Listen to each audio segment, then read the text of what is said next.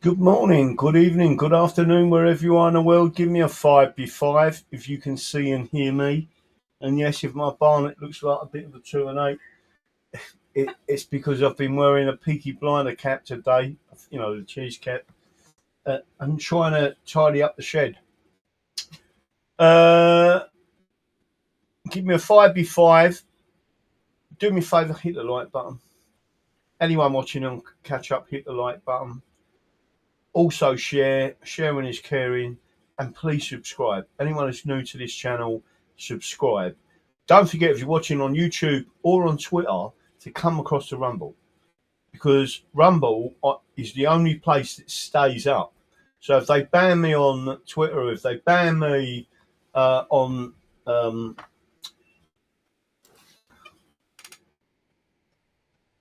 it's not hard trying to do your hair in reverse. It's because it's mirrored. Does everyone understand that? Let me go and have a look at something, which I'm doing at the moment. 5 well done, Dave Tovey. Hi everyone, I'm usual perch, just after 9 o'clock. I'll be heading home. Good evening, Dee and English Warriors. Evening. I was going to show you all something in a minute. Let me have a look at that. Show your support with a thumbs up. Yes, please. Hopefully people are logging in, coming over. I was on a... is it tomorrow I've got that interview? Yeah, 10 o'clock in the morning. I've got an interview on a channel tomorrow, and then I've got another one on Thursday on St George's Day, but I won't say anything about that yet. I believe it is live, and you'll be interested in the person, considering he previously blocked me. But he wants to speak to me, and it will be on a reasonably large channel, and I'll be saying and talking about St George's Day. Really, it should be St Edmund's Day, and I'll be telling him about that as well. So send out everything. So there's a few other things that's got to go on. I think I've got to go into London for that other interview. Tomorrow's one is a remote interview. I think I've got a few other things I've got to do, and then I've got to get stuck in and start writing up the I'm going to write each chapter of the book and then work out how we're going to have the chapters so everyone sort of would want to keep reading it as it goes into the next thing. But don't forget, it's going to be all about the English Constitution, but from a subject of the realm. Whether you like it or not, you are a subject in the realm. And we'll take it from there. Right, is everyone sending it out? Hit the like button. We've got 38 on YouTube at the moment. We've got 112 and rapidly climbing on Rumble. We've got a few on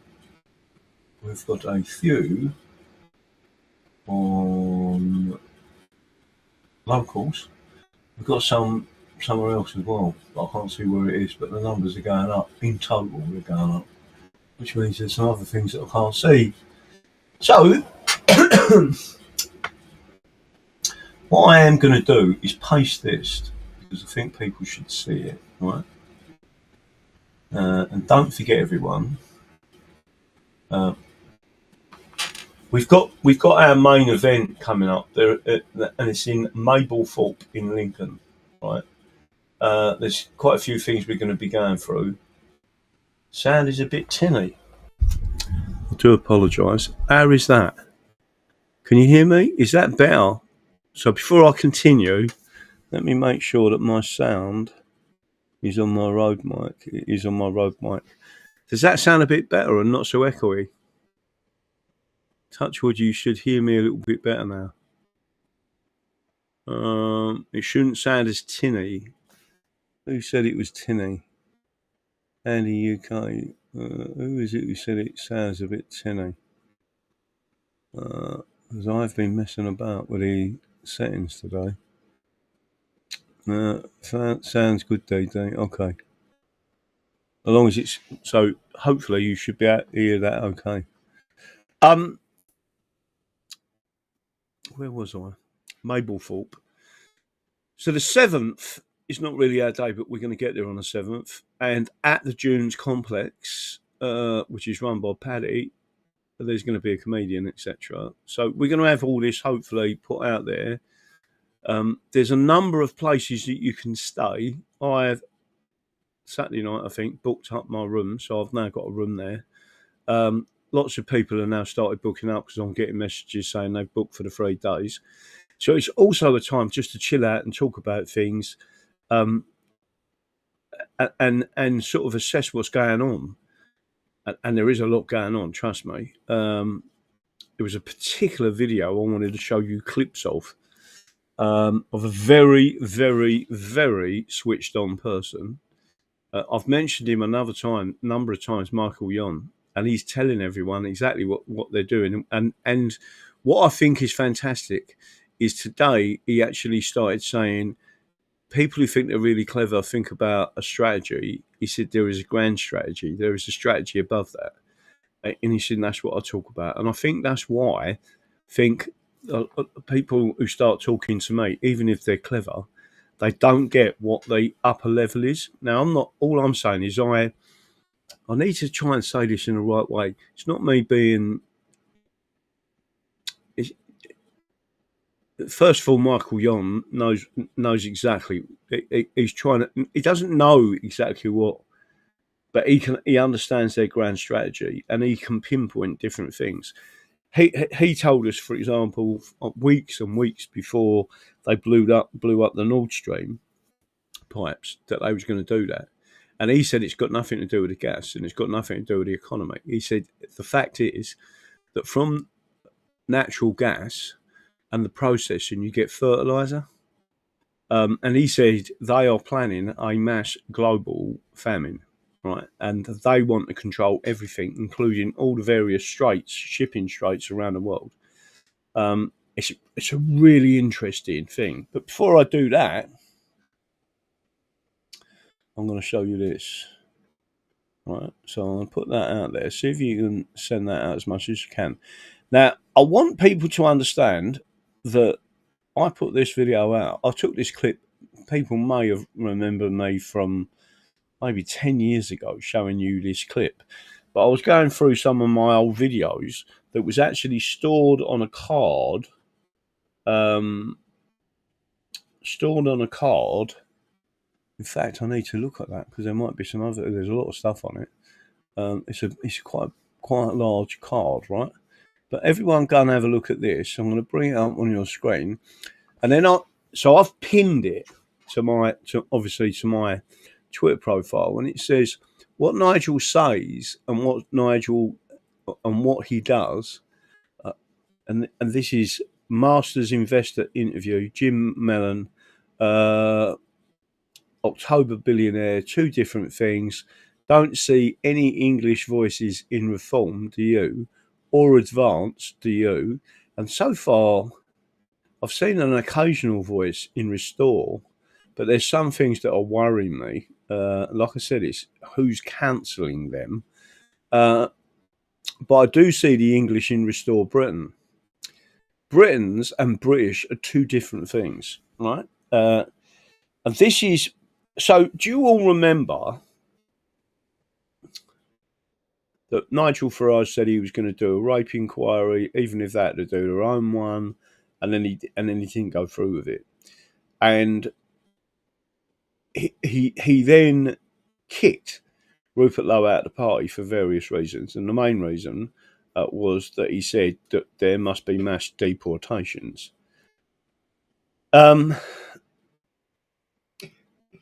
The problem we've got is that, and there's lots of little problems, is that Nigel Farage, a bit like Tommy Robinson, suckers people in, right? He suckers people in with rhetoric, but would never follow through with anything. Tommy Robinson did the same thing. He suckered people in because there is a pent-up demand for someone to stand up for the English, right? We all know that the media stop us getting out there, and that's already been proven, by the way, because Texas, as a Texit movement, took their right to promote secession from the Union, the American Union, to the High Court, or the equivalent of the High Court, Supreme Court in Texas. And the judge, through discovery, said, I want to see the algorithms from Facebook, YouTube, and other platforms, because these people are saying that you are interfering with their First Amendment rights and freedom of speech and expression, and you are doing it at that level, right? So they had to show the judge what they was doing. The judge looked at it and the algorithms, and he said, so you are censoring them. Now switch the censorship off. And Texit went ballistic. They had massive support, right? And they still have. And people are listening to them. By the way, it's not just Texas. There are a number of states that are asking for secession from the Union. Southern states and northern states, I may add, but also California. California's got quite a lot, and I've met the president of the Californian exit movement, right? But I want to show you this on the screen. I'm going to run it twice. I want you to listen to this. Hopefully you can hear it. So if you like, it's the centre-left.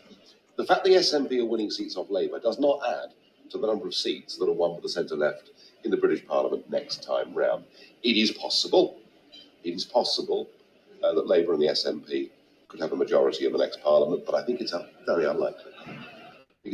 So you think Cameron's going to get back in one? Well, I also think the nearer the election comes, the worse the Scottish problem is for Miliband, because there is a growing feeling in the north of England, particularly. Why does all this money get sent over our heads over Hadrian's Wall?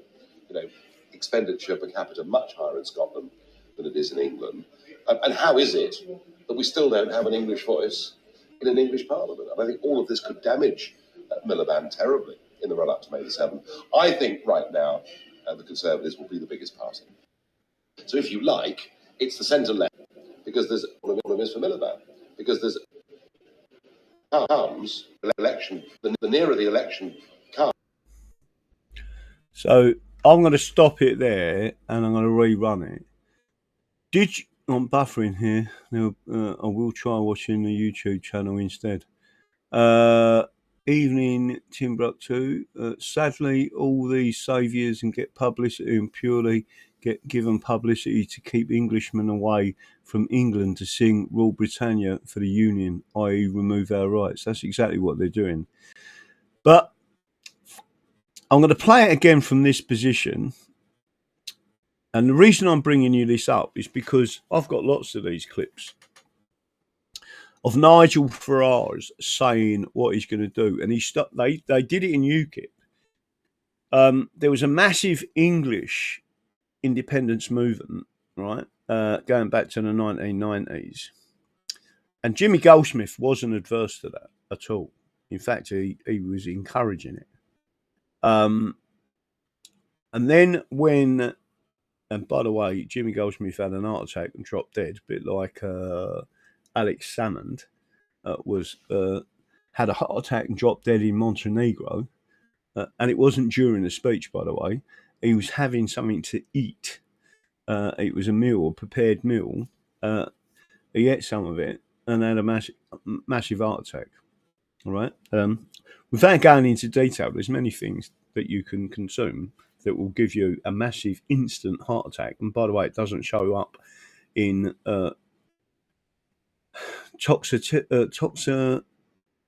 whatever it is called, right? So, in other words, toxicity tests or whatever the wording is they use. But all I'm saying to you is, John Smith was another one. I want everyone to understand that Nigel Farage in this interview with a major investor is talking about right? I'm going to run it again and then stop it. I want you to listen to his words. The Scottish problem, right? Bearing in mind, he's just gone up to Scotland and he's saying, how are you? Shaking hands with people in the Glasgow pub, right? Comes, the worse the Scottish problem is for Miliband. Because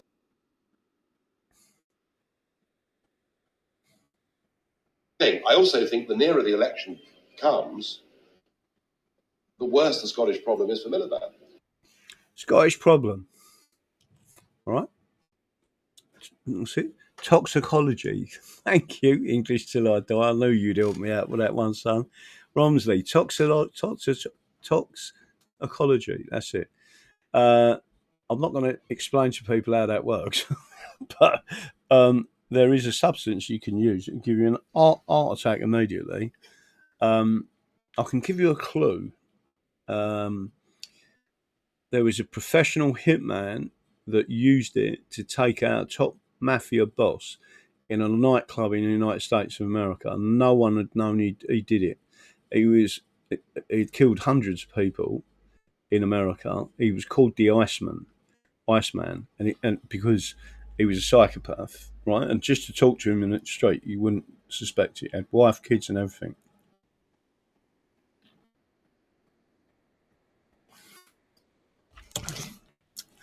And then he explained what it was and how you do it. Literally, as I'm talking to you nice and calm, it didn't bother him. It was just legit. That's the way you do that. A Tommy gun. No, not a Tommy gun. Although that could probably not do you a lot of good. Right, so you've just heard him say, so I've mentioned this a number of times, and I played it about 10 years ago. And he talks about the Scottish problem, right? So there is a Scottish problem, right?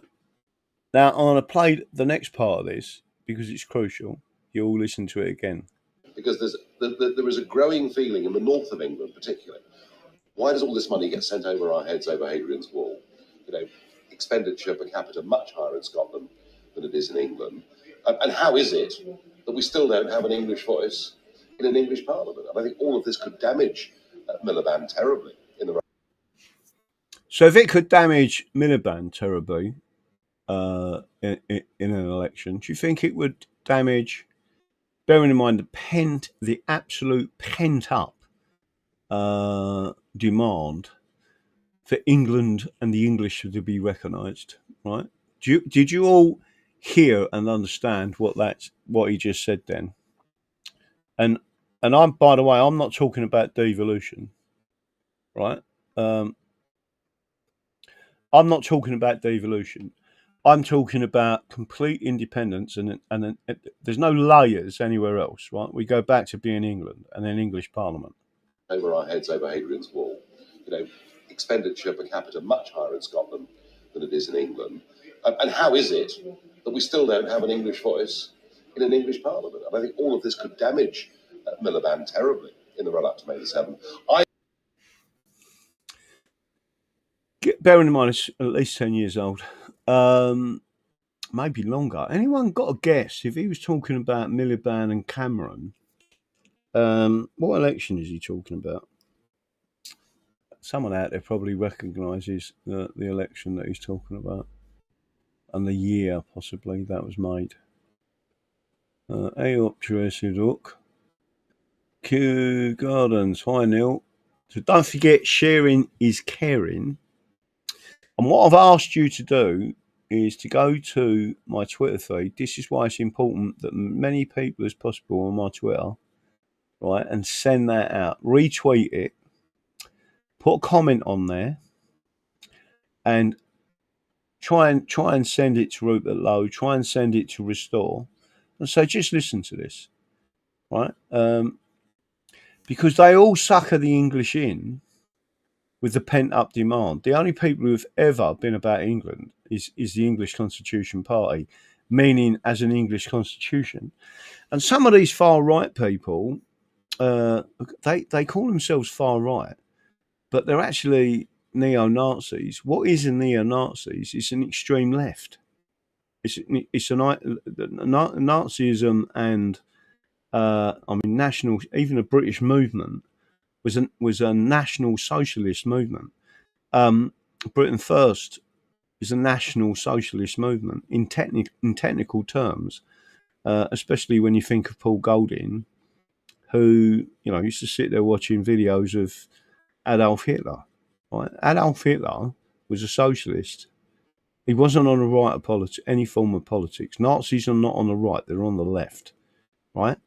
So the only people that are truthfully on, and this is, it's not hard to work this out, are constitutionalists. Because an English constitutionalist, and again, there was a guy, I've mentioned his name a number of times now, Andrew Fontaine. He actually started a constitutional movement. He walked away from the National Front and the BNP, and the reason why he did was because he said there was a serious homosexuality problem within these groups, right? And when you look at people like Nicky Crane, who was one of the people that organised a big march in Welling in 1980. I'm not sure if he went to prison or not, but he did go to prison. But whether he went to prison for activism or his neo-Nazi views, but there was also a massive sort of scowled, organised riot in Woolwich, where a number of skinheads attacked the Odeon Picture House cinema in Woolwich, where there was lots of black people queuing up to go and watch a film, right? And they all had to run, etc. So it was organised, and I can't remember how many people went to prison over it. But my whole point about Nicky Crane, he marched about, he had swastikas on his arm. He dressed in black, big boots, skinhead, and he again, beer swilling drunks, basically. And he brought the whole movement against immigration into disrepute, right? And I go back and think about what Andrew Fontaine said. He left that movement because there was too many homosexuals in the hierarchy and the leadership, right? The BNP in particular had lots of homosexuals in leadership positions. Now, then think of people like Nicky Crane, who is a neo-Nazi, very similar to Paul Golding, and think about so they're not on the right, they're on the left. And I just want to express that. So if anyone says to me, don't punch right, you're not listening, right? Anyone who supports neo-Nazis or communism is all on the left. England and its constitution does not support fascism or communism. We have a constitution that protects us against authoritarian regimes, otherwise known as tyranny, right? So once you start to understand that at the level that we're talking about, Nicky Crane, a skinhead from Welling in Kent, actually he was from, it might have been from Bexley Heath, but he was on the borders of Welling and Bexley Heath. He was a bin man. Not that I'd hold out against him. But the crucial point is, he used to go queer bashing, right? He used to do things, he was drinking in the pubs. He was going to youth clubs, shagging young girls much younger than him who were skinheads, skinhead girls, right? And I actually witnessed that. And just to make sure you're clear of this, he ended up working the door as a doorman and a head doorman at a gay club, a homosexual club in London called Heaven. Has everyone heard of a club in London, a gay club called Heaven? Right? Not that I've ever been there, but it did exist, right? It then turns out that not only was he a homosexual, that where he used to go, and I'm going to use the expressions that he would use, packy bashing, and expressions that he would have used, nigger bashing, right?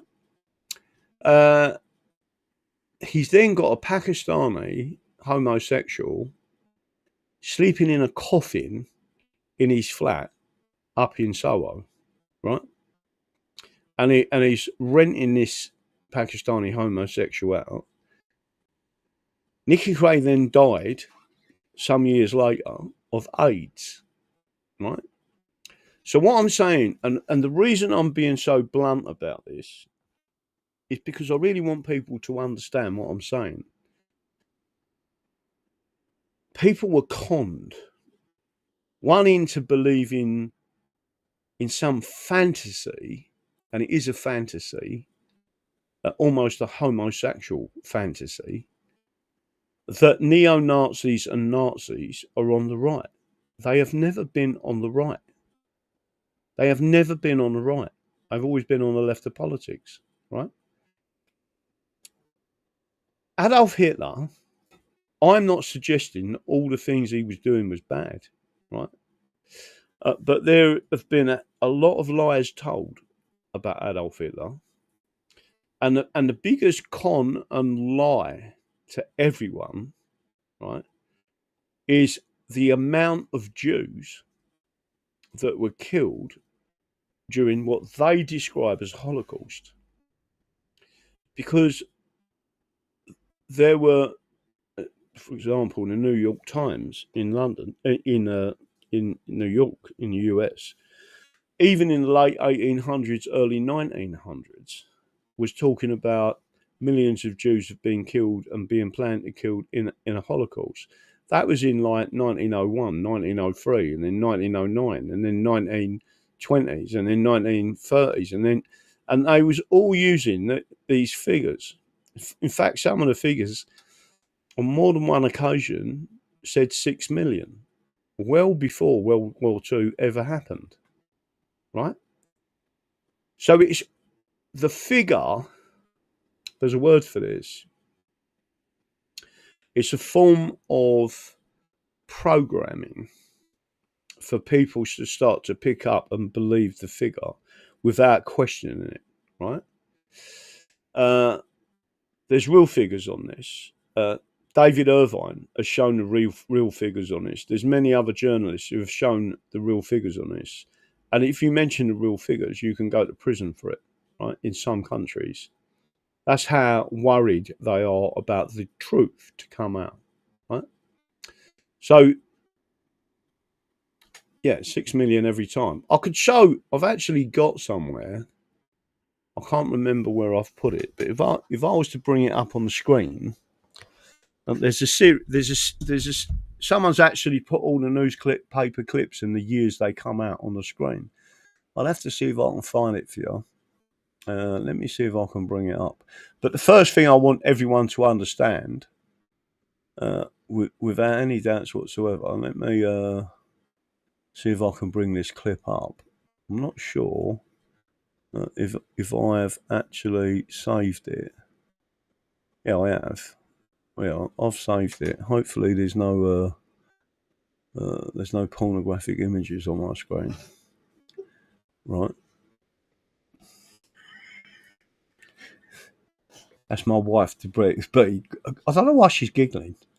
Right. Right. Let me have a look. I'm going to bring this down and show you this thing. Right. This is just one newspaper. Show you this. Right. The New York Times, expect the world, right? Holocaust and 6 million Jew stories in the Jew-owned New York Times, all long before World War II. And trust me when I say this ain't just about the Jews, it's about the Jesuits as well. There is a grand strategy, right?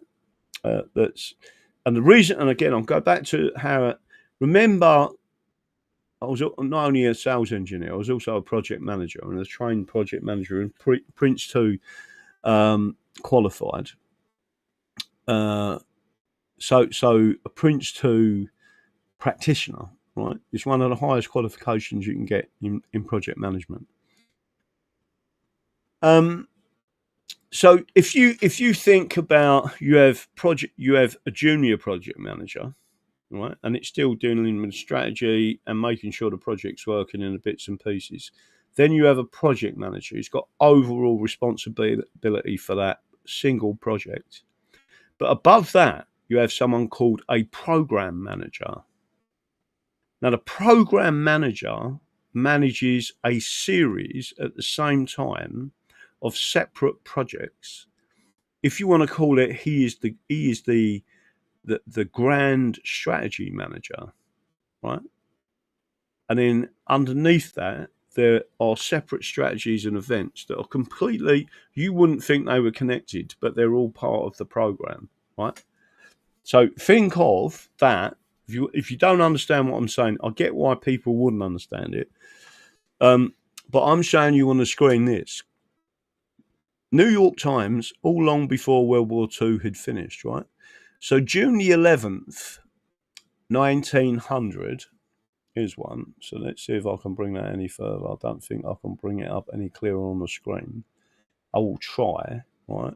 So just above my picture there, it says, Rabbi Wise's address. Rabbi Wise said in part, the day will never come when I will care less for Zion, when there will be anyone who will strive more for the glorious ideals of Zionism.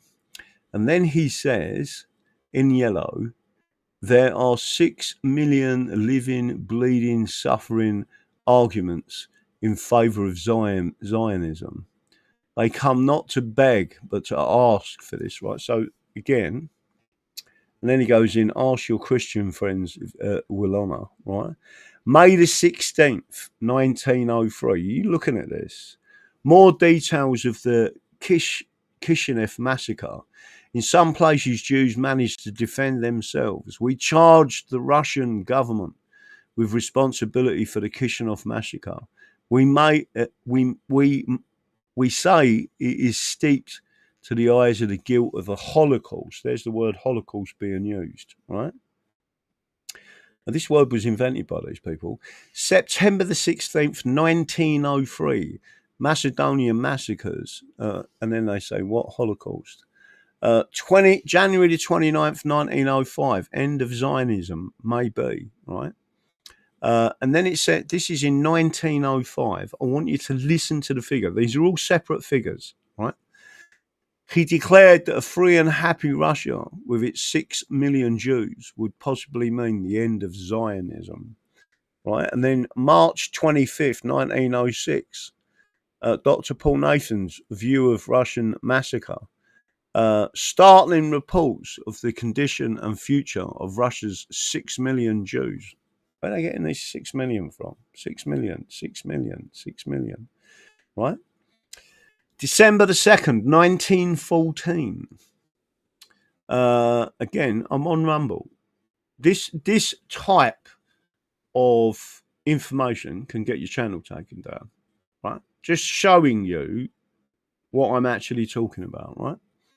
Upon the Jewish people, more than 9 million of whom live in the countries at war, over 6 million of these in the actual war zone in Poland, Glacia, and somewhere else, right? October the 18th, 1918, $1 billion to fund to rebuild Jewry, right? So 6 million souls will need help to resume normal life when war is ended. This is 6 million again. November the 12th, 1919, tells sad plight of Jews. 6 million souls, or half the Jewish population of Earth, right? And they're saying that they're dying and diseased, etc. July 20th, 1921, begs America save 6 million in Russia. Berlin, July 19th. Russia's 6 million are facing extermination by massacre. as the famine is spreading. March 29th, 1933. It is now active in relief and reconstructive work in Eastern Europe, where 6 million Jews are involved. The work there is done through the office in Berlin. Right? June the 1st, 1933, German poet is safe. Run away from the Holocaust. And that's in 1933. 1935, Jews being attended by 60 delegates from 18 countries representing 6 million Jews was held in the East End of London. Right? May 31st, 1936, American appeal for Jewish refugees, able suffering of the millions of Jews in the Eastern European Holocaust. February 23rd, 1938, Jewish tragedy, a depressing picture of 6 million. This is 1938. Jews in Central Europe deprived of protection, of economic opportunities, slowly dying of starvation. May the 2nd, 1938, nation is warned of anti-Semitism. The rising tide of anti-Semitism in Europe today, which has deprived more than 6 million Jews of Aryans of a birthright.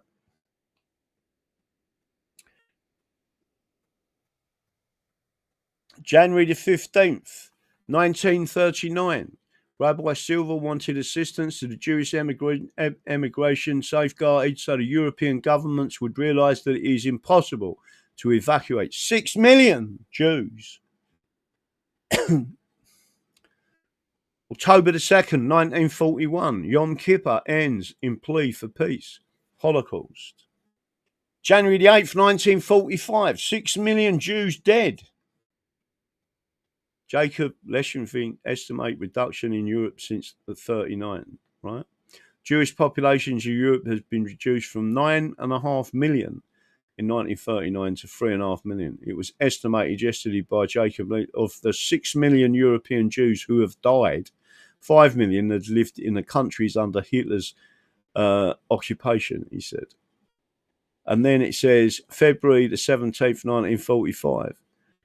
Joint Distribution Columbia estimated today that 500,000 of Europe's 6 million Jews had escaped destruction by the immigration, and that only 1 million to 1.5 million of Europe's 6 million Jews were now left on the continent. Right.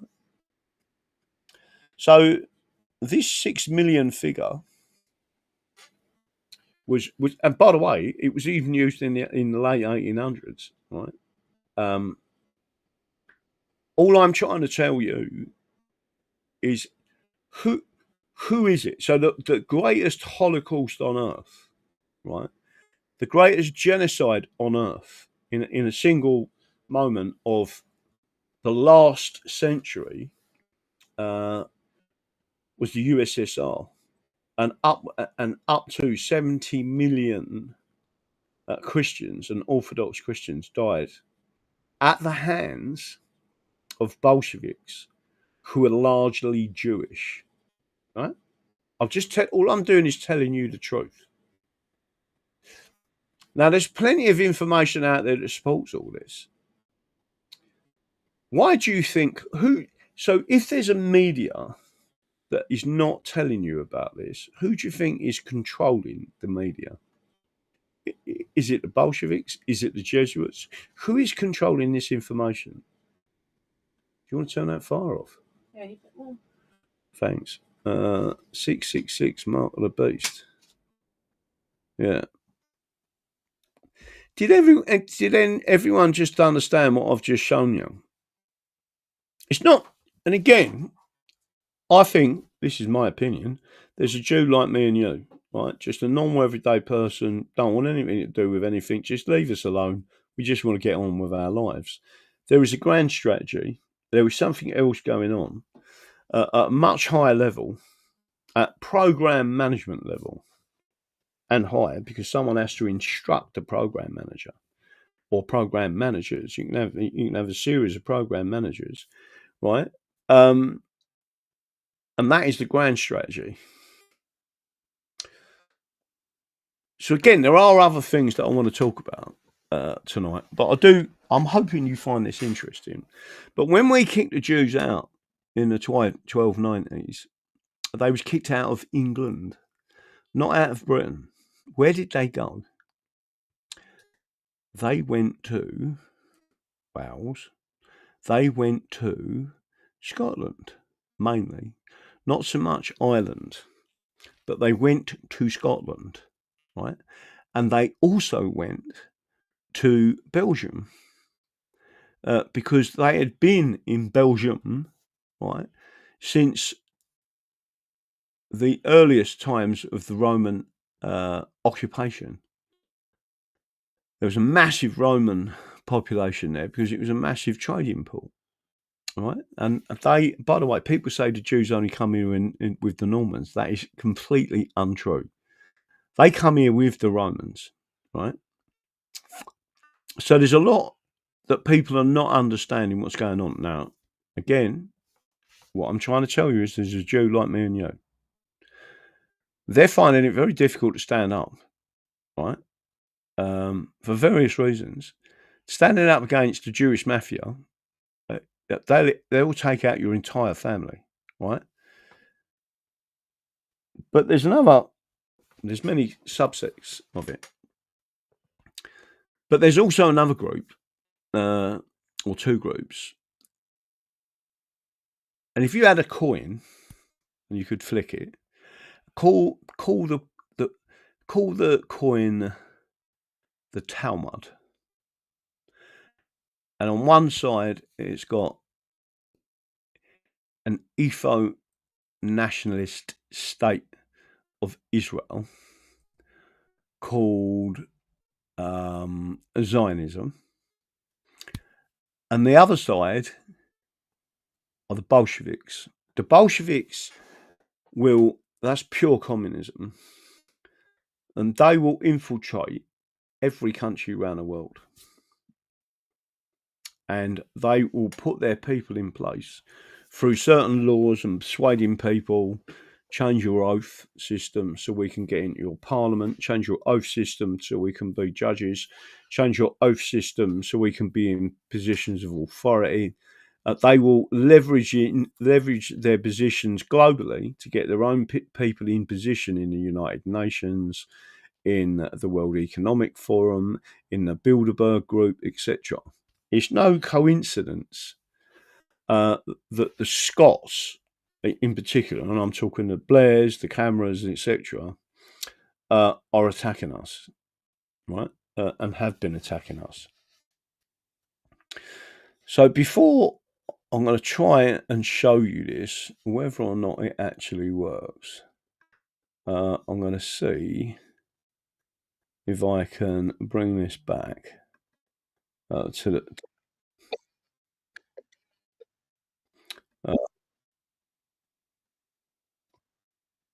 I am going to bring this up, hopefully, 2738, right? And if anyone wants this, I'll be sending that out to them. Let me bring this up on the screen. Hopefully, I can bring this up on the screen. 2738. This is Michael Young. And I've told people to go and watch him. 27 and 19, right? So what I'm going to do now is I'm going to play some of this. This is on YouTube. I'm not sure how much of it I can play, but I want people to see it on this channel. I'm going to post it in our chat. I want people to find Michael Yon, who's the geezer on the right-hand side, a highly intelligent person. And there's lots of interesting things in this video, right? He's been right about most things. He does the same as me. If you watch this old video, he actually points to his bookshelf behind him and says, this is not a green screen. That he goes all around the world picking up the old books and then showing the old maps and showing what these people were doing strategically. So he started to plot what it is they're actually doing. And when you see the events leading up to other world wars, he's pitching that up and showing what they're doing, showing how they get to a famine, right? But it's very interesting in what he's actually said. Hopefully it's this one. I'll bring it up on here. So again, just to make sure everyone's got it, I'm not sure how much I can play of this on YouTube. In production offline, you're taking aluminum production offline, you're taking natural gas production, and not just like taking the plant down and closing it because you're scaring people from coming to work. You're actually destroying it, where it takes 3 to 5 years to rebuild just the very infrastructure to give us the very basics for the manufacturing on the planet. I mean, wind that out when you're talking about this entire scenario here. This is a long-term disruption meant to be an extremely long-term production or disruption in production. Permanent. They plan to have they plan to have fewer people and control the remnant. They don't hide this. This is not conspiracy theory. This is them talking. This is them in action. One of the main oligarchical components is the Zionists. Now, Zionists are a multifaceted thing. It's like saying Catholics. I mean, what's a Catholic? I don't know. I mean, we can get all. One time when I was in the Iraq War, I said, you know what? I've been studying this a long time, and I don't even know what an Arab is, right? And some people piled on. They're like, he doesn't even know what an Arab is. And he's, and I'm like, do you know what one is? Because go ahead. I'll give you 2 hours, right? So, you know what I mean? Have fun.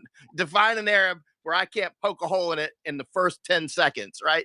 It's like, because a hole that will everybody will see as truthful, right? What is an Arab, right? What is a Zionist? Actually, it gets quite complex. Let's say the British intelligence used Zionist as a Pinocchio to get control, to make Israel to get control of the Suez Canal, right? And other things in that area, because it was a resource-rich area, right? And so that became the Pinocchio. One of the things about Pinocchio is strings go both ways. And often, when you're making these puppets, which that's what Green Berets and a lot of CIA people do, the whole Green Berets is based on doing this, making Pinocchio countries, right? Pinocchio armies, right? So that you control the strings. Now, in the 7 phases of a U.S.-sponsored unconventional war, and all the Green Berets, or at least from my era, will know exactly, or from several generations, will know what I'm talking about. I don't know if they still teach this, but the 7th phase of a U.S.-sponsored unconventional war is transition, and that's what they call it now. We used to call it demobilization, right? And demobilization is when you try to make Pinocchio stop fighting, because Pinocchio grows. When Pinocchio was in the book, which I've got the original book here, actually, this is very interesting. The carpenter was going to make a table leg out of the piece of wood, and he goes, ouch, and the thing screams. Next thing you know, he ends up making a wooden doll out of it. The doll comes to life, and the first thing that the doll does is attack the maker, right? The first person Pinocchio attacked was the person who made it. That's what often happens. Zionist was created as a Pinocchio to control the Suez Canal. Period. Full stop. They were a political entity. That's why they were selling these stocks. This one actually, it's got a stamp on it from 1913, right? There's the stamp, if you can see it, 1913, right? But this is an 1899 share warrant, but it was actually issued in 1913. You can see it right there. I bought this. I found it in an antique store that a Jewish guy has in Panama City. In fact, I bought like all of his books, all of his old books. I was wheeling them out. It took carloads to get them out. I made a library out of them, right? It's unbelievable. I'm like, treasure trove. And I found this. And then I put it in this frame. I'm like, you got to be kidding me. It's like, I found one of those. And so, but what I'm getting to is that's forming these colonies actually is normal. That's how my family came to America. In 1609, they were coming over to the Virginia Company. They had sold shares like this. I wish I had one, but you know what I mean? They were 1609. They were actually the Virginia Company started earlier, more like 1603-ish, right? Something like that. And so but my family started to come over in 1609. They got shipwrecked. They were on Bermuda. These colonies, they would raise money and sell shares. And I'm going to stop it there and just say this, Joe. This man has so much knowledge in his brain. He reads these books. It goes all around the world. He is what's known as, he's not a war correspondent. He's a combat journalist, and he's ex-special forces. He covers, as his speciality, civil wars.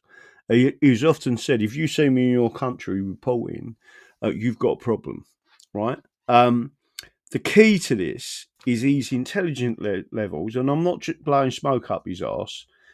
He gets it, but he's now about to start to tell you things. If you watch the old video, it is fascinating. He tells you he hasn't got all the parts of the puzzle in place yet, right? No one has.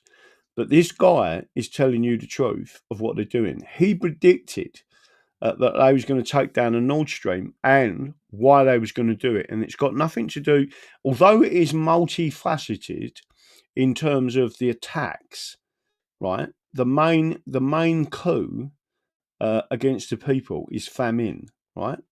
He talks about minerals. Do you remember when I started talking about minerals and I said they're gonna buy or get hold of Greenland, and they needed the minerals from Ukraine, right? Minerals are going to be crucial in keeping your population alive, right?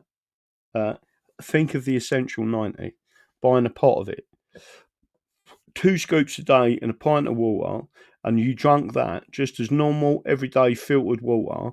Put 2 scoops in it. That's the that's everything your body needs to stay alive, right? And to be optimum, right?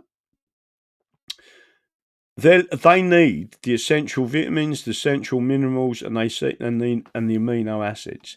So I'm going to just listen to what this guy's saying. And again, I want everyone.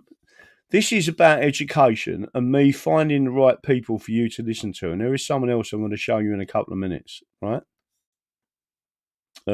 Sometimes I don't like what this other guy that I'm going to show you says, but the fact that I don't like some of the things he says doesn't mean it's not true what he's saying. But he's particularly started having a go at older veterans. And I said, listen, them older veterans are why you're there now, right? And speaking, because they stood up for you. So don't start having a pop at them. And that's how they did them, right? My family got shipwrecked on Bermuda in 1609. They made new ships and they made it to Virginia. They made it to Jamestown in 1610, right? And in fact, the Easons, E-A-S-O-N, is my mother's side. They're listed, and that's my family, right? So so my family came over just the way these people went to Israel. They raised up a bunch of money and went to and made a colony. This has happened all over the world. That's why let me say a few other things. That's why the Scottish are part of the United Kingdom today, right? Because when Christopher Columbus and others started bumping up against Panama 500 years ago or so, they started, hey, this is really important place, Panama, right? They soon realized Balboa and all that, this is really important. Balboa was the first one to spot the Pacific, apparently, and that's why his face is on the $1 coin down in Panama now, the Balboa, right? So he was the mayor, he was the governor of Darien, actually the first governor of Darien. He was killed in Darien later by the next governor. And so but Balboa, and when he spotted the Pacific, they called it the South Sea because Panama kind of goes east-west, not north-south. Anyway, but so he was looking south at the Pacific. In any case, what I'm getting to is when you get to the 1690s, all these people tried to make a path between Panama, routes and resources, right? They were trying to make a path between Panama. Many people. So the Scottish show up. We can do it. And the Scottish are pretty hardcore people, super smart. They came over to Panama and they sold shares. They sold shares. It was called the Darien Scheme. There's a book about it. There's quite a few books. I've got quite a few of them.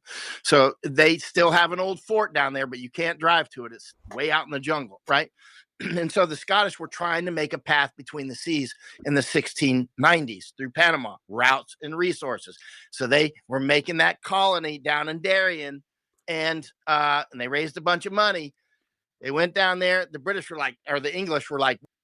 So he understands the difference. It was the English and the Dutch, and possibly the Spanish, but it was the English and Dutch that operated the Darien Gap. But what he's telling you at the moment, they actually went there with 2 expeditions. That's a special word for it. Expeditions and military campaigns to conquer the place. Well, and the locals were the ones who beat them, and they bankrupted Scotland. Right now, in the archives, we have got the information of exactly what was said and exactly what the king was saying, and basically Scotland bankrupted itself, right? Trying to compete with England and couldn't do it. We can't have this happen because, you know, if they have a path between the seas, they're going to start to, the Scottish are going to throw some shade on the English, right? You know, because they're going to, you know, really be able to do some serious stuff. So the English and the Spanish started fighting back on the Scottish. Anyway, so let's get down to the point where 2,000 Scottish are dead, 2 missions to the Darien, and they're bankrupt, right? 2 missions, 2,000 dead, and that's when they were bankrupt. Scotland was bankrupt, and they got absorbed into the United Kingdom. That's why the United Kingdom exists today. That's why it's the United Kingdom of England and Scotland, and not the United Kingdom of Scotland and England. Because if Scotland had succeeded in Darien, maybe they would have been the one absorbing England at some point, right?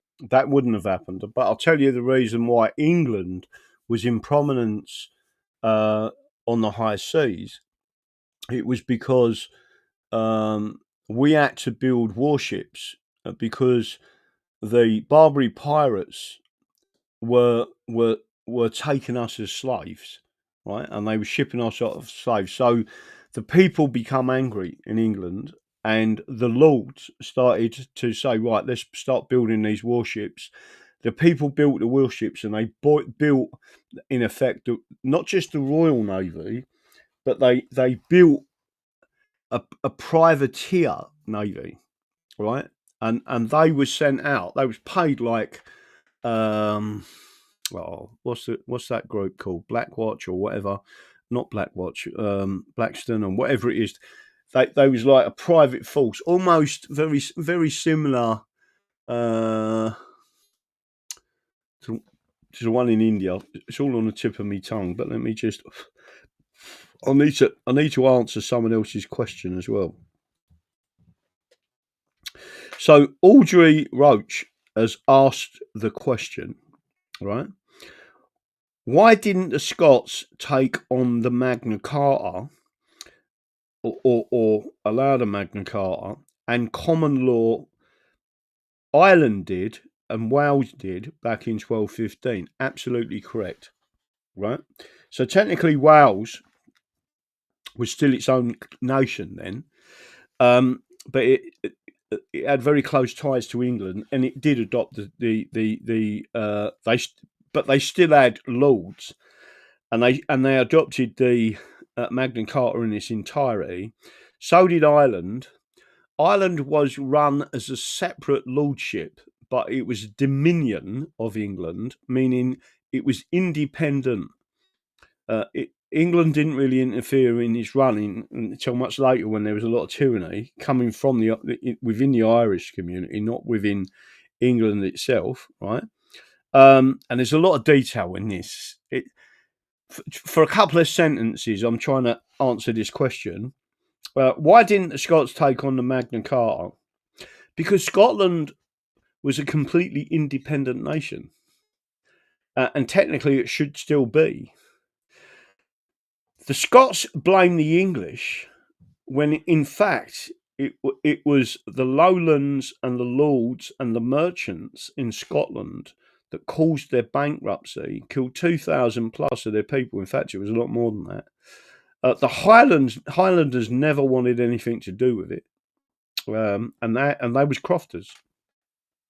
So just to make sure people understand that, the only time the Magna Carta was technically adopted by, and this is crucial that people understand this, was the English Bill of Rights, the Declaration of Rights, and the Declaration of Reasons as a trilogy.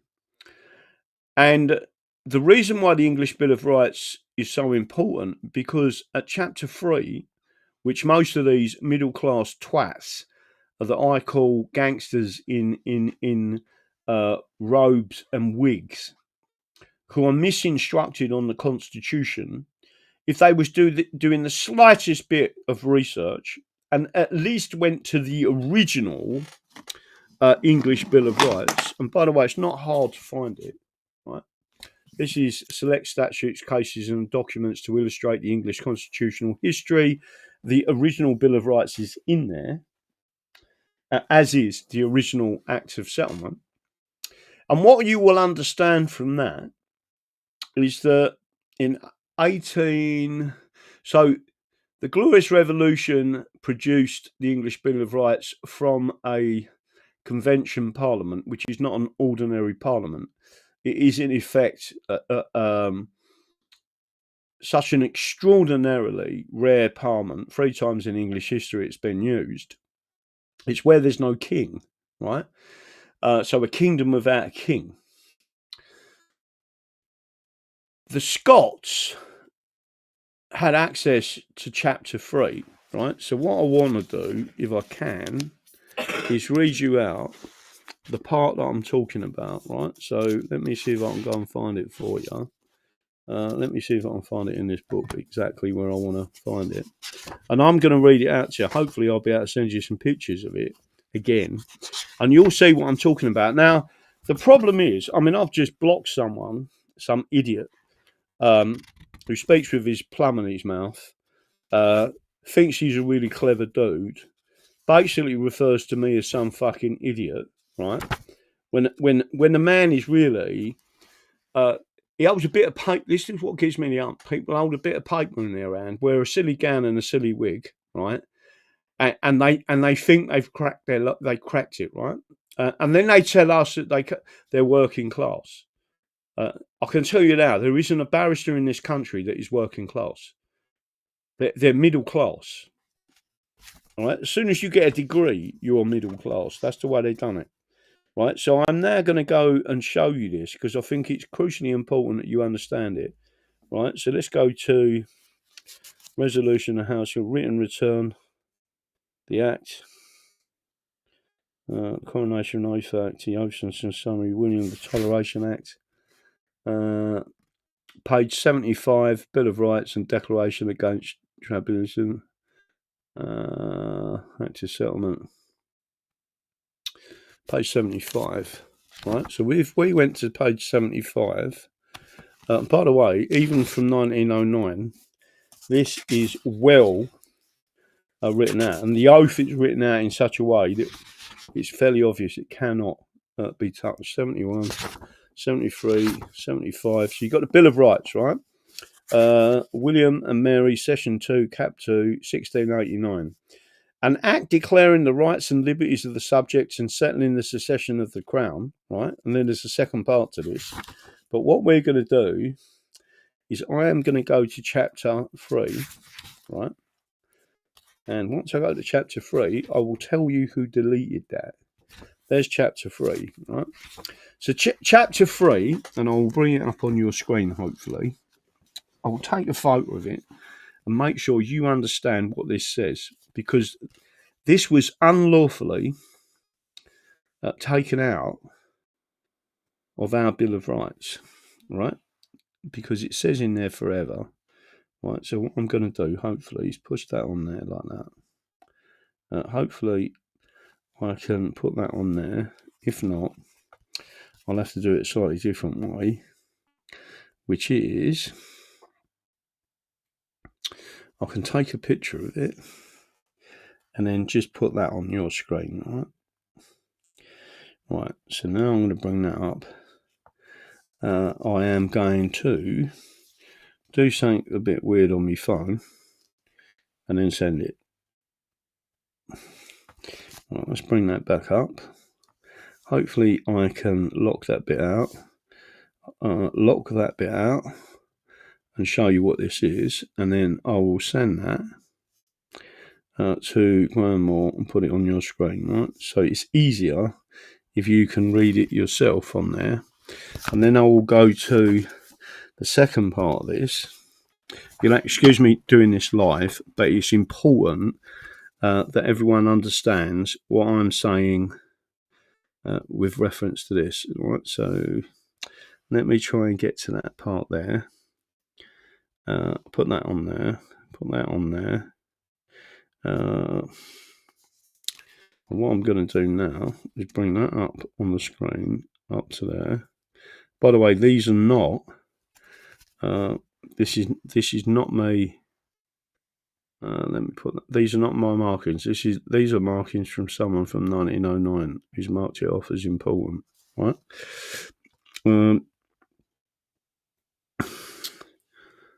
What am I doing here? I don't know. Hang on. Let's get off. Push that back down. Put that back on. Let's see if I can get back on this. I want a photo of that, not. Right, let's photograph that. Bring that back up. Bring that up on the screen slightly so we can see it properly. I apologise about this, but it is important. Oh, bollocks.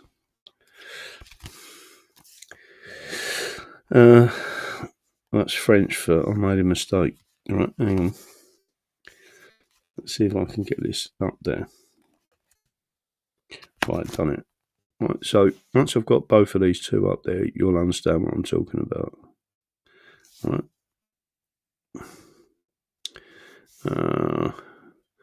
Put that over there. And create more. Send that over there. Well, I've done both of them. Let me have a look and see what I'm doing. So before I go back to that, I'm going to come back to Michael Yon because it's really important. Right? Stop sharing. I am going to bring this back up on my screen. Bring that back down again. Touch wood. Right? I am going to show you this book. So again, that's not gone for the full bit. Right. On your screen, you should see this, right? So this answers that lady's question. In the Bill of Rights, at chapter 3, this is what it said. Provided that no charter or grant or pardon granted before the 3 and 20th day of October in the year of our Lord 1689 shall be anyways impeached or invalidated by this act, but the same shall be and remain of the same force and effect in law and no other than as if this act had never been made. Right? Why is that important? Because that was repealed unlawfully by Parliament, by stealth. They buried it. They didn't do it on the face of the bill. They did it literally fraudulently, and they hid it from us that they took it out. That clause protected our ancient customs and rights, etc., right, and our statutes and charters, including the Magna Carta. The Scots had what's known as the Claim of Right, 1689.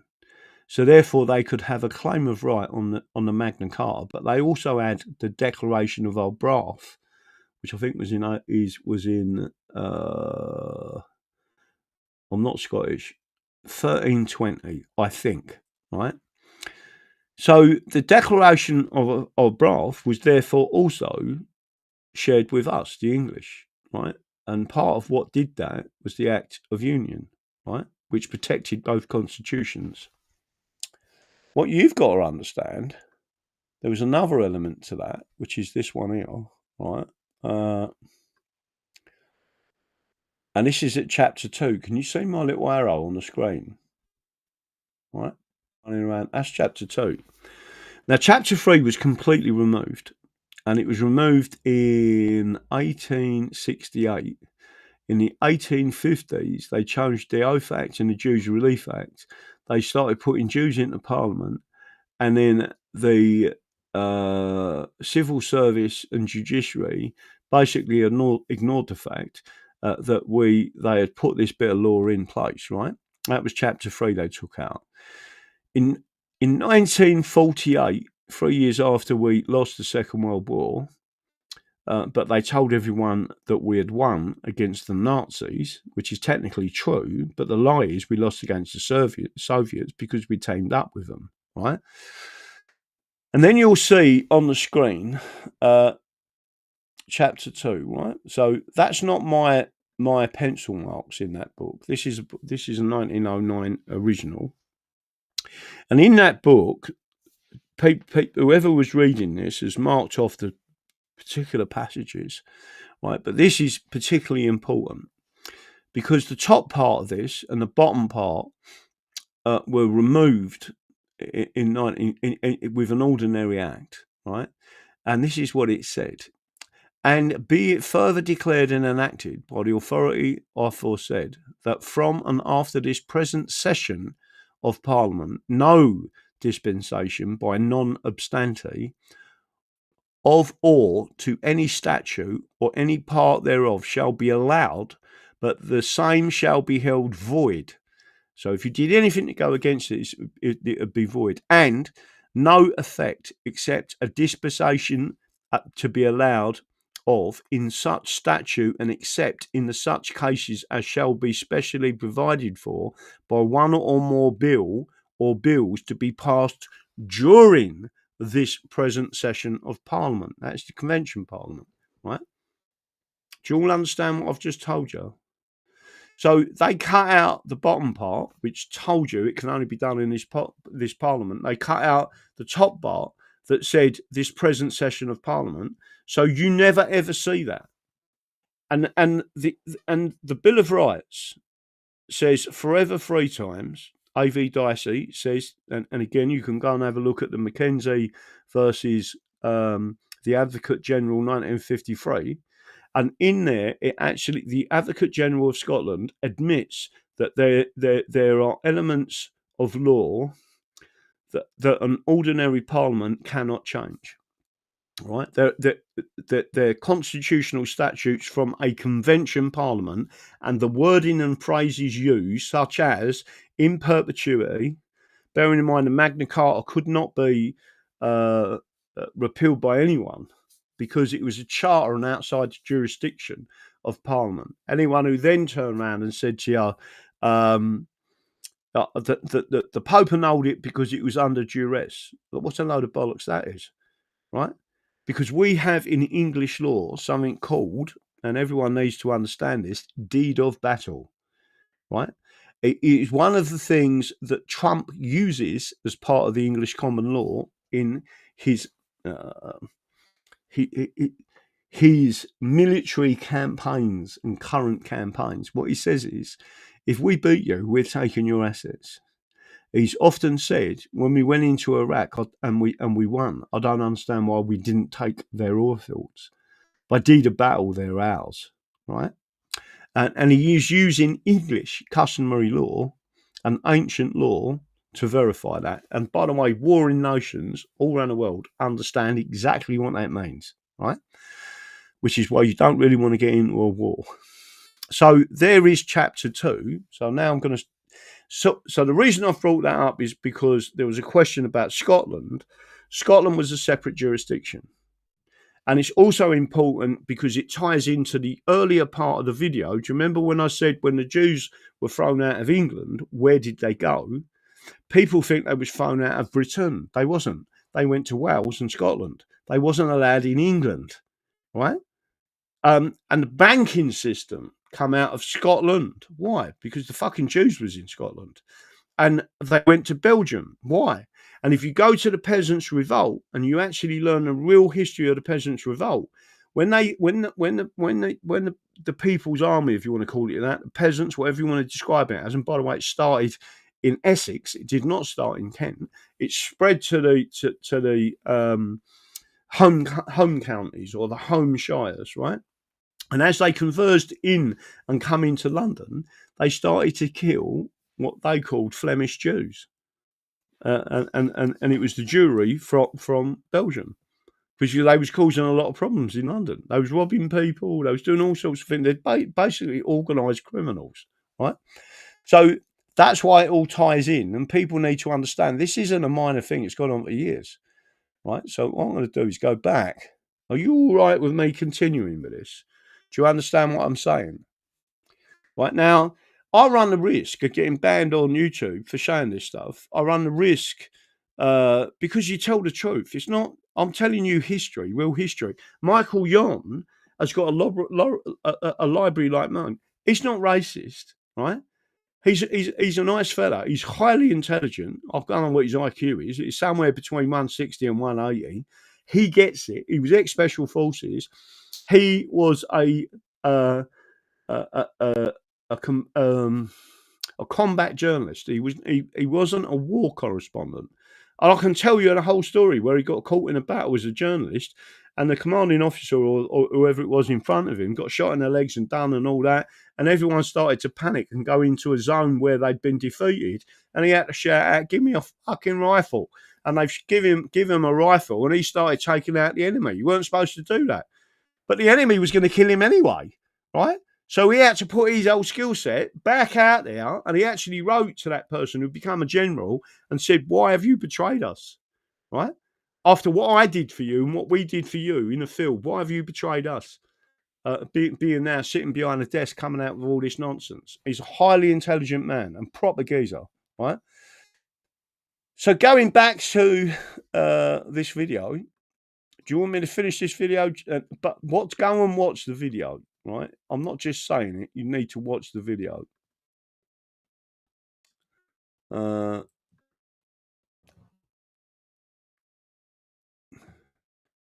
Go and have a look at that, right? British hedgerow. Now, I'm telling you, and I have said for some time, and people have laughed at me, that I believe they are seeking to destroy Israel, right? If you go and watch this video, he starts to spell it. He don't just spell it out. He tells you what they're doing, right? And I have said that for a long time. They're going to destroy Israel. There is something going on, right? Now, I was of the opinion that they was gearing up and propping up for the Israelis to go to Alberta. He's come out with another coup, right? And I was looking at him thinking, ooh, I never saw that coming, right? So we can all change our opinions if you start to see evidence of something else. And what Michael Yon does is show you the evidence. And by the way, Thailand is very important to this. You must watch the video. He tells you about Thailand and what's going on. And these groups of people are converging on Thailand, right? So anyone who's living in Thailand, they may be able to tell us, may not be able to tell us. There's a lot of Israelis moving to Thailand. There's a lot of various other groups of people moving to Thailand. There is a particular reason for that, right? They're building a new canal. And they're going to take out or slow up or remove from a conflict the Malacca Straits, which run through Singapore, which will then cut off the British again, right? So some parts of this are very, very near the mark, right? So do you want me to run that again for you? Or not again, but you want me to carry it on? All shall be unveiled. Yeah, but you personally need to go and watch this video, right? And again, I'm really grateful that there's people like Michael Yon out there. Sometimes I feel like I'm banging my head against the wall. You feel like you're going mad because no one fucking understands what you're trying to say, but it's because you're working at a different level to them. You're seeing, and he said it. We're working at the grand strategy. We're looking for the grand strategy, not just the strategists, not the people slightly below them. Remember what I said about program managers? Well, above the you can have a series of program managers. Each program has got a number of project managers. Each project manager's got a number of administrative program managers below him, right? So, but you need to start to see what have they been doing, and it is multi-generational, right? Just to make sure you're all aware of that, I'm going to play you this, and you can tell me what you think. And I'll put it back on again. There's a good chance of that. Routes and resources, right? Colonies all over the world they would sell shares for, right? that's why. And so, it goes on and on and on. French trying to build a Panama Canal. They went bankrupt. Then the Arabs said, we can do that thing. But the problem is Panama was part of Colombia at the time. So November 3rd, 1903, we sponsored a rebellion, and that's when Republic of Panama was born. It was November 3rd, 1903, so that we could make the canal. We immediately, with that new Panama that we created from a rib of Colombia, we then got into an agreement that we took a swath right through the middle of Panama so that we could create the canal, which opened in 1914, right? So we have run a puppet government in Panama ever since, and then we gave the canal away. Now, for how it really affects us is these energy supplies are being permanently cut off, for our purposes, permanently cut off, right?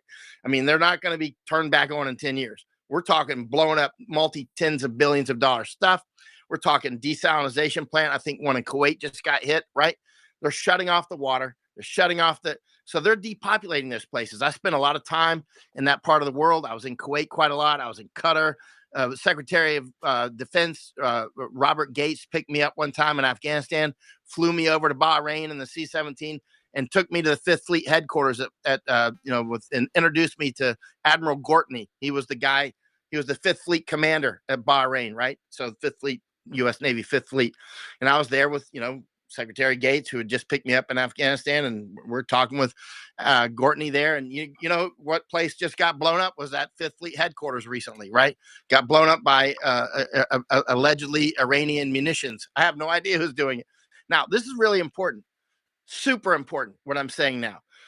Main targets in this war are not just Iran. They are Israel and the United States. I know that sounds kooky to a lot of people because they don't know what's going on. But for Right.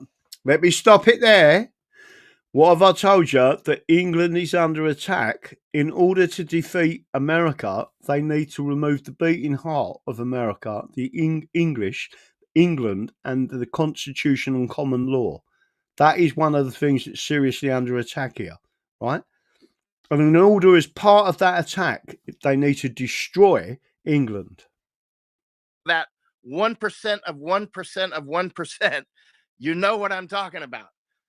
So when we're talking on the big scale, the much bigger scale, the grand strategic scale, not strategic scale, but grand strategic scale. And this is what almost all the analysts miss is the grand strategic scale. They don't even seem to realize it exists, right? They don't seem to realize there's another scale above strategy. It's called grand strategy, right? And there's only very few people. Most governments don't even pay attention to grand strategy. George McMillan talks about it all the time. I asked George McMillan to come down to Panama with me. He spent, I don't know, maybe he came down there twice. We must have spent a couple of weeks together. I mean, we meet in Texas sometimes, and we just lay out the big maps and talk for hours and days, right? George McMillan all he does is grand strategy. That's why I invited him to Panama twice, right? We were out in the Darien Gap and, out in the jungle and all looking at maps, and I'm just hit play on George and let him go. You know what I mean? I'll introduce you to him if you want. But when it comes to grand strategy, George gets it. Like when I say, yeah, they're targeting, Israel, he's like, of course, it's like, and because this is all he breathes is grand strategy, right? And so what's happening? So what? Hey, Michael, let me stop you now? for a sec. Can I ask a question then? So how many of these resets have taken place previously in the past since the Roman era? Obviously, many of them, because we're talking about the same players, the same moneyed families, these same wider, above, 30,000 foot looking down on this battlefield. And then moving forward, then what are going to be the new absorption regions that you see? Because this is just recycling. If you go back 300 years and you look at the map, it's very different, but it's the same moneyed families in those same areas of the planet that are still in control, that have allowed the break up into smaller and smaller regions for more control. But it seems like everything's going to reconsolidate back up here again. And again, how many resets have there been previously on this? You're talking grander scale of things for movements, but then which regions are going to come back together and sandwich into new, larger, oligarchical controlled regions, as we see the Club of Rome 1973 map when they're talking about the 10 regions of the planet. Are we going that direction where there's going to be 10 large oligarch controlled regions and that's it, versus the countries of 190 countries that we see today? Why don't I introduce you to George McMillan? It's like, and because he and I talk about this for days on end, and this is all he does, right, for years and years. And so, but let's let George talk, because in fact, this is inspiring me to call him up as soon as we hang up. So, but they're clearly dividing it up. That's clear. But there can be only one, Highlander stuff, right? There's clearly people that want to rule the world, right? This has been going on since, I don't know when it started. I mean, it's at least biblical, right? I mean, that's why, the Bible is basically a survival manual. It's like, it's all these things have been forewarned. And so, but what I'm getting to is, when it comes to Israel now, I was just talking with a friend of mine. We were chatting last night. He's in Israel. He's a former IDF special forces guy, actually. I know him from India, actually. So I've known him for years, and we were just chatting last night about what's going on. And I was telling him, I think they're going to destroy Israel. And, he's asking me for basically my thesis on that. And I said, that this is what I think is happening, right? Because remember, Israel was only created by Zionists. They were organic, but they were also created. They were then, let's say, nuclearized by the British intelligence, and then U.S. took over later, right? And so, but they're the Pinocchio that's overstayed its welcome. Like Pinocchio, when Pinocchio grows, because the puppet grows heavier and heavier on the strings, but sometimes when the boy runs off the strings, they. Well, I'm going to stop a sec. This is a really important subject. He's talking about Pinocchio. He explains things in such a way that you'll understand it, right? But before he talks about something, I think he needs to see this, right? Now, I've read this, and it's clearly something to do with it, right? So I'm going to put it up on your screen. I apologise, it's gone right off the screen. There's me looking the other way, right? Fate of Empires, right? The Fate of Empires was a book or an essay written. So Fate and Empires and Search for Survival. So John Glubb. John Bagot Glubb was born in 1897, his father being a regular officer of the Royal Engineers. At the age of 4, he left England for Mauritius, where his father was posted for a 3-year tour of duty. At the age of 10, he was sent to school for a year in Switzerland. These youthful travels may have opened his mind to the outside world at an early age. He entered the Royal Military Academy at Woolwich, near where I come from, in September 1914, and was commissioned in the Royal Engineers in April 1915. He served throughout the First World War in France and Belgium, being wounded 3 times and awarded the Military Cross. In 1920, my granddad served with him.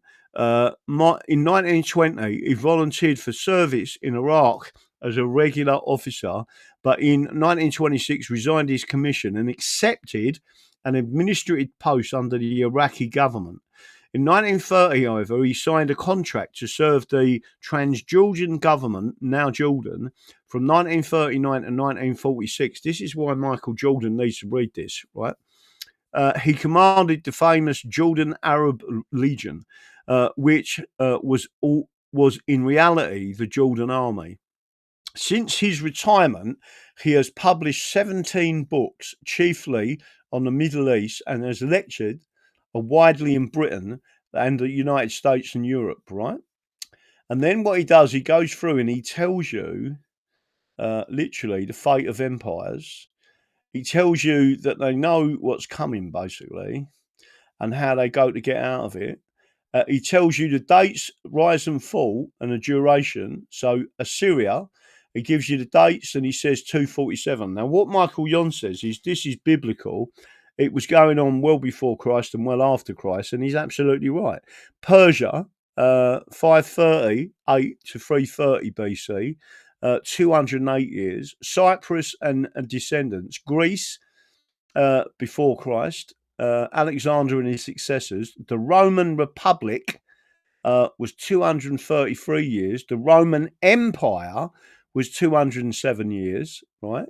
So you got before Christ and AD. You got the Arab Empire, 246. So he was saying roughly it's about 250 years. And then he's got Britain, 1700 to 1950. He specifically said that our empire ended in 1950, 250 years, right? And the reason was because of what's going on there is who's taking it over. And the answer is the Americans. But there is another controlling aspect to this. But if you read this document, he goes, I didn't know that Iraq 800 years ago had a national health service. And one of the things that brought down their empire was a national health service because it became an international health service and they couldn't afford it, right? All of this has happened before. It's not as if, listen, we're supposed to be intelligent human beings, right?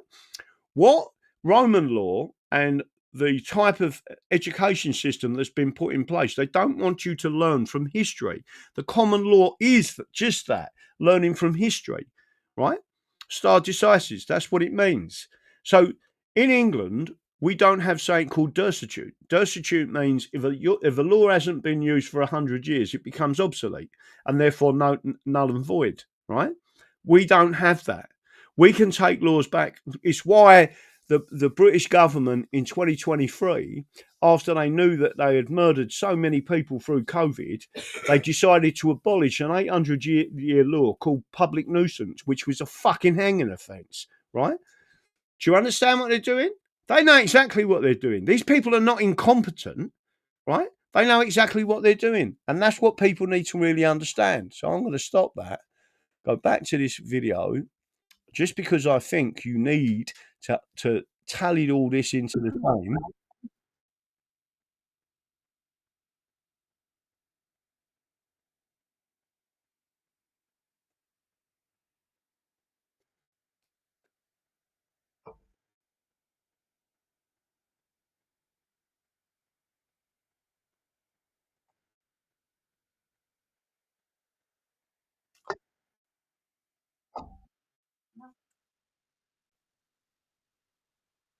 Oh, I'm not sharing. I'm smiling at you. Book 1932 is like might as well have been printed this morning. The ink is still wet. So I mean, so it's like this is the same stuff. Like right now, Israelis are moving over to Cyprus. They're talking about buying islands over there. Where are they moving in Thailand? A lot of Israelis are moving down to Patagonia and Argentina and all that, but a lot are moving to Thailand. I've been down to Argentina looking at this. Right, that's strategic. China wants Argentina as well. They got a big military base down there and satellite space stuff and all kinds of stuff. I mean, the Chinese, right? But now let's go to Thailand. Thailand. You got to go to Thailand. On Koh Tao, a lot of Israelis are moving to Koh Tao. Why are they moving to Koh Tao? Well, I've been to Koh Tao and I looked at it. Koh Tao is, let's talk about routes and resources. You see that fight that's happening between Thailand and Cambodia, allegedly about that 1907 map and the Pravere temple. It has nothing to do with that temple. That's like, the idea that we're fighting Iran because they killed 30,000 people, which was told to us by people that only lied to us. But the thing about the Pravere temple and the Cambodia Thai border, the fight, you see Thailand's building a sort of a wall there right now. Keep in mind, I used to live in Thailand. I wrote the last 2 pages of one of the prime minister's book. The Prime Minister Abhisit. I wrote it. I didn't write the book. I wrote the last 2 pages. He gave me the last 2 pages. And it's called The Simple Truth is the name of the book, right? The Simple Truth. It's in English. So if you find The Simple Truth, you'll see I wrote I'm kind of dialed into Thailand. I've been all over Thailand. Why have I been all over Thailand? Thailand is the hyphen in Indo-Pacific security, right? Thailand is very important. That's why the United States invested so much in Thailand for so long, generations, right? But Thailand is very important. That's why the Japanese invaded Thailand in World War II and were a major, and actually Thais and Japanese love each other then, and they love each other now. And this idea that everybody hates Japan is utter nonsense. You're in the country that you're in now, they love Japan, generally speaking. In fact, I was just over at some memorials and where you're at. So it's about 4 or 5 months ago. But anyway, what I'm getting to is Israelis in Thailand. Why are they at Koh Tao? Well, I haven't seen anybody say this because it just occurred to me recently. Because I'm like, why are they at Koh Tao? It could be because they're just escaping. That's not how they roll. Because they're going to do what I do, which is multitask. They're going to try to do several things at once. They're going to pick farmland that's also next to a river that can get to the sea, that sort of stuff, right? They're going to do that sort of thing. They're going to pick an escape place that also is strategic, because that's how they roll, right? Because they're smart, right? And so, or at least the masters are smart. So they're moving to Koh Tao, right? Koh Tao is in the Gulf of Thailand, the Gulf of Siam. This is important, and it deals with that fight I was mentioning earlier with the Cambodians and the Thais on the Pravere, which is way away from the Gulf, but it's all part of the same fight. The Chinese want to build a canal from the Mekong River through Cambodia. It's called the Funan Techo Canal, right? Funan Techo Canal. I don't know if they're going to finish it, but I think that they probably will eventually.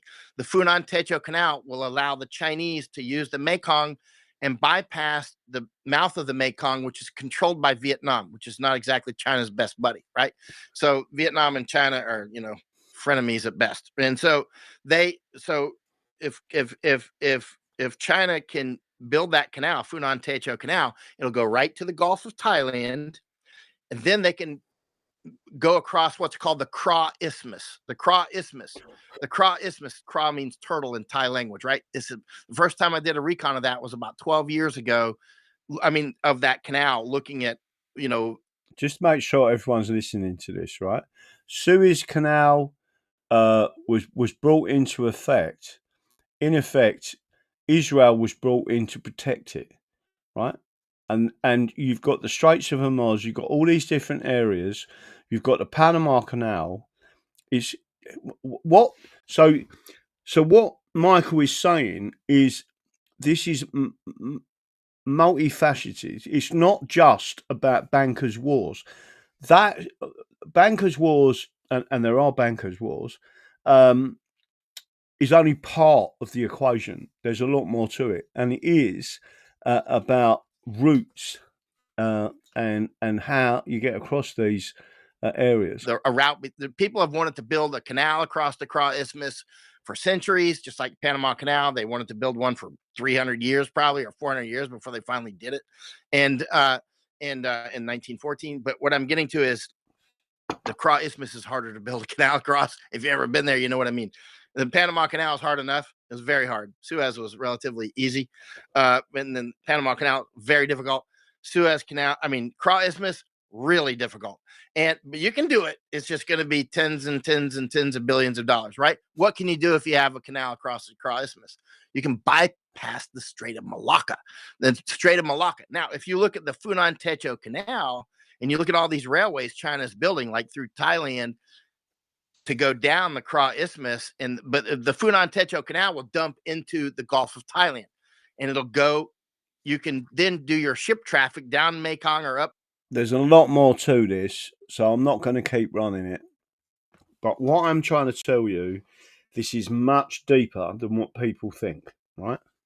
And one of the reasons, if you're butting up against idiocy with people in robes and wigs that are complicit in what's going on with the attack on England, because the attack on England is the attack on America, right? And I'm talking about England, right, in particular. Scotland is part of whatever else is going on in the background. They're a Roman law jurisdiction, right? And people need to understand what I'm trying to bring you are the facts. This guy has always told us the truth. He ain't a mug. He's high IQ, and he tries to put it, and he has got so much information in his head from real books, right? So just like him, yeah, this is not a green screen, right? I sit there reading the books and going through the law books and trying to work out what is the reason they've done this. So again, I'm going to put this out there as well for everyone to go and watch, which is, hopefully I've got the wrong one that I've passed out there.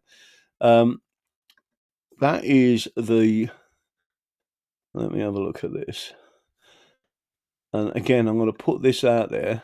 Oh, got the wrong one. So the link that I've posted out there is to that read, right? So you read the PDF and you'll understand about empires, right? and he's specifically showing them areas. And then go and watch this video. Leave a comment on there, right? I will try and re-edit this to put them two things in the description of this video. Now, lastly, I'm going to say to everyone, don't forget the Dunes complex on the 5th. If I said the 7th earlier, we're there on the 7th, but the 5th, 6th, and 7th of June, and it's the Dunes complex. So hopefully we're going to get some stuff that I can bring up and show on the screen. I'm going to be doing some videos advertising it. We need to get it promoted to as many people as possible to come along there. There's two important things going on. One is the comedian the day before, because we want everyone to sit there and chill out and have a beer and everything. We all get to know each other and have a chat. I've got a bit more time and I don't want to sit there going through people's cases, right? We'll have a chat and everyone get to know each other. You'll see that I'm just a normal everyday geezer, right? There's nothing special about me, apart from the fact that I think differently to most people, and I can see things, right? That a lot of people can't. And I think, why is that happening? There's something else going on, right? Remember what some people won't like this, but remember what Q said, right? Don't look here, look there, right? If you see this happen, it's a distraction for something else. These people are not incompetent, right? There is someone pulling the strings, like he talked about Pinocchio, right? Well, sometimes Pinocchio can take over the master, and in which case they'll take it out. And I think Israel has done that, right? But again, it could be part of the plan, the overall strategy and the grand strategy. They've done their bit. We'll now eliminate them. We don't know what the overall plan is. Come to Norfolk. I am coming to Norfolk. I am coming to Norfolk to the Thetford Freedom Festival. Go and look it up. It's in July. I'll be at the Thetford Freedom Festival. I will be there. Andrew Bridgeton will be there. And that reminds me to show you something else from Andrew Bridgeton that he sent me today that is really interesting. And I need to tell people this because it was shocking to see it actually being admitted. Let me bring it up on the screen for you. I'm going to read this out. Don't forget, these people threatened me with 2 years imprisonment, right, because they're dogs. Let me bring it up on your screen. This is from Andrew Bridgeton. Are you ready? And don't forget, Twitter will not promote my account. They've took me down on that account, right? They obviously don't like what I'm saying. So there's Andrew Bridgeton, and he says, this is shocking. And he sent me this and said, have a look at it, right? The Medicines and Healthcare Product Regulatory Agency, MHRA, our health regulator, carried out active monitoring of 36,000 individuals, of which, listen to this, 30,000 took the COVID vaccine. For 4 years, they have sat on their own data, which showed that 51% of the vaccinated had an adverse reaction, and in 1 in 7, or 13%, had a severe adverse reaction, which can include death and is considered significant or life-changing, right? Despite this, the MRA have not pulled the jabs. This information was made public quietly in September 2025. Let that sink in. In the MHRA, which, by the way, was run by Muslims, trial, 1 in 7 vaccine recipients died or had life-changing injury. My only question is, when will the arrests start? ? They knew the shots were highly dangerous in 2022. In 2023, like I told you earlier, right, they actually abolished an 800-year-old law, which is in this law. This look nearly had the dragon off then. In this law book, right, and it is public nuisance, right, and it covers this type of offence. And just to let you know, it carries a life sentence. They abolished it out of nowhere, out of the blue. Not in 2023, they've suddenly abolished it, right? don't matter. They can't do that because it still exists, and they still done a lot of damage up until 2022, right? MHRA have evidence of harm. Tribunal against MHRA forced them to release yellow card vaccine monitor they had sat on for 4 years. 36,604 participants, 2,514 pregnant women, right? Blah, blah, blah. And it gives you all the information you want to know. Now, that was sent out. And again, what I put on that post, if you want to retweet it, this is why they abolished the common law offence of public nuisance in 2023, life imprisonment. But most jabs are prior to 2023 and can be argued that they did it. And by the way, it's conspiracy as well. They argued because they knew conspiracy to pervert the course of justice also carries a life sentence, right? Just to let you know. And there's many other things that I can talk about that they understand. But there it is from Andrew Bridgen, and he will be going along. So we'll be having a chat before that. But that's at the Thetford Freedom Festival, which is fantastic. I think that's a 3-day event as well, but that's in July. There's some other events coming up in August. I think I've got some events coming up in June and May, possibly. Not sure yet, but Juicy and Lucy are organising it. And I've got to put them in my diary and then start showing people. But that's all on the English Constitution Society, not the English Constitution Party, but the English Constitution Society's website. These seminars are non-political, right? We are a strategic political party, which again we'll be discussing at our main event. And I want as many people to come to it as possible. If we can mob the gaff out, people like Restore Britain need to see that there are genuine English people that are asking, and the more of you that contact, I'll give you an example. The more of you that directly and in your own words contact Restore Britain and say, we want you to restore Middlesex. We want Middlesex back, right? That means Restore Britain starts to say, well, how did we lose a whole county of England? How did one of the oldest counties in England suddenly disappear? And then you remember what I said about the strategy? And then you have lower levels of strategy, higher level strategy, and grand strategy.